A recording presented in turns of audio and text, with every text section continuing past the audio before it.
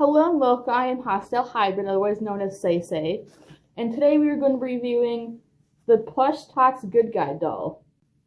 This guy, he is about, I think he retails at 200, 300 or so.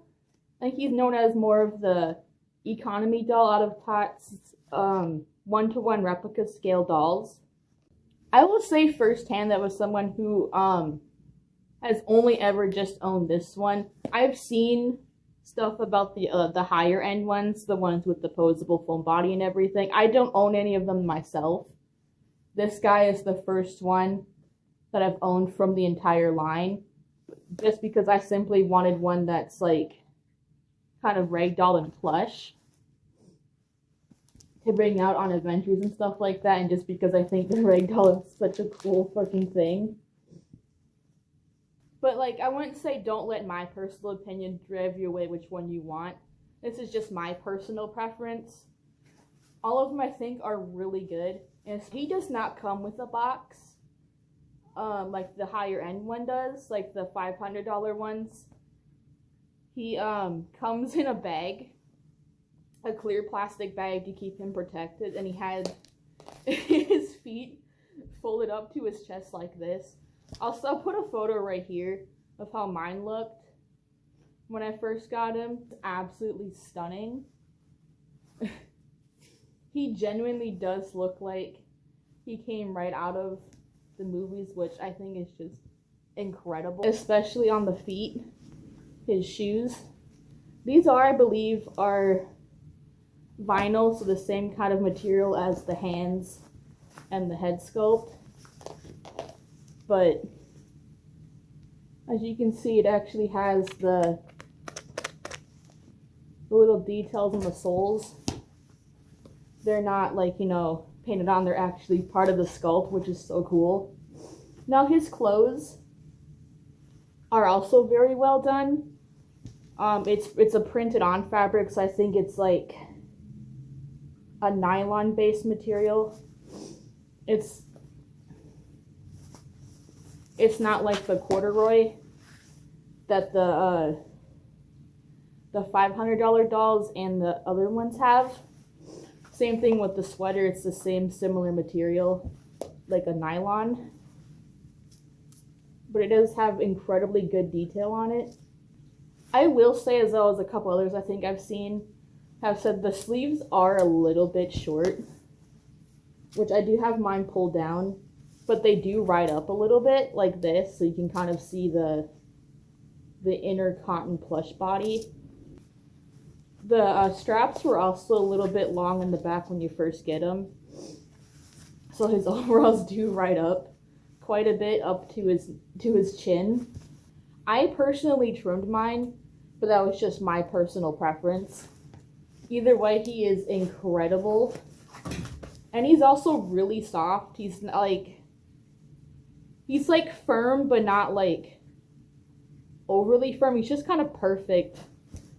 He is filled with stuffing, so he's firm and got a good squish. And there's also like a center mass.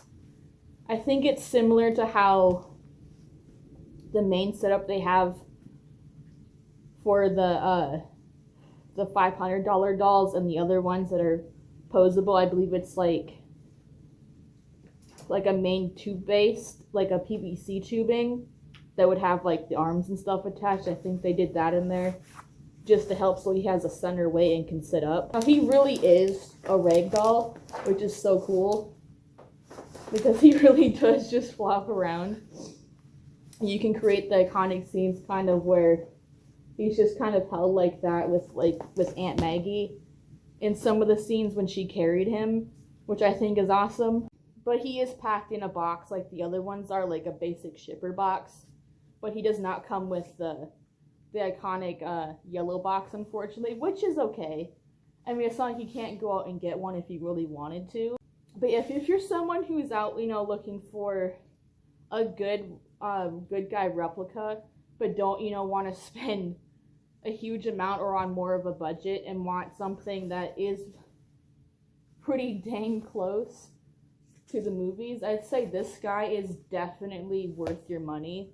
I mean, there is some subtle differences with like the clothing material and stuff, but I mean, it's not like you can't go, and order like actual corduroys and like the knitted sweater if you actually wanted to.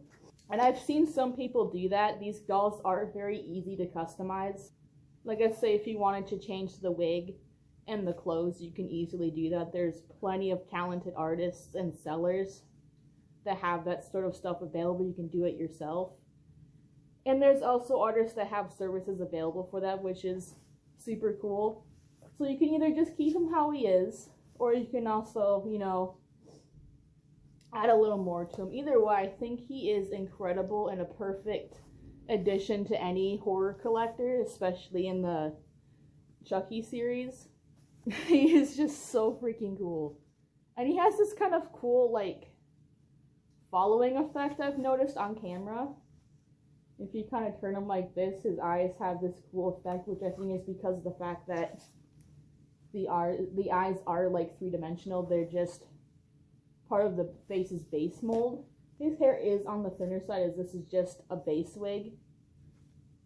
And mine does have a bit of, I did trim mine just a little bit, just because they do come long. And I believe that was because I think when they first did them, the hair was too short, so they left it long so that you can customize it, which I think is a neat little thing. But even with just his base wig that he comes with, he does look absolutely incredible. The hair's got, good movement with it.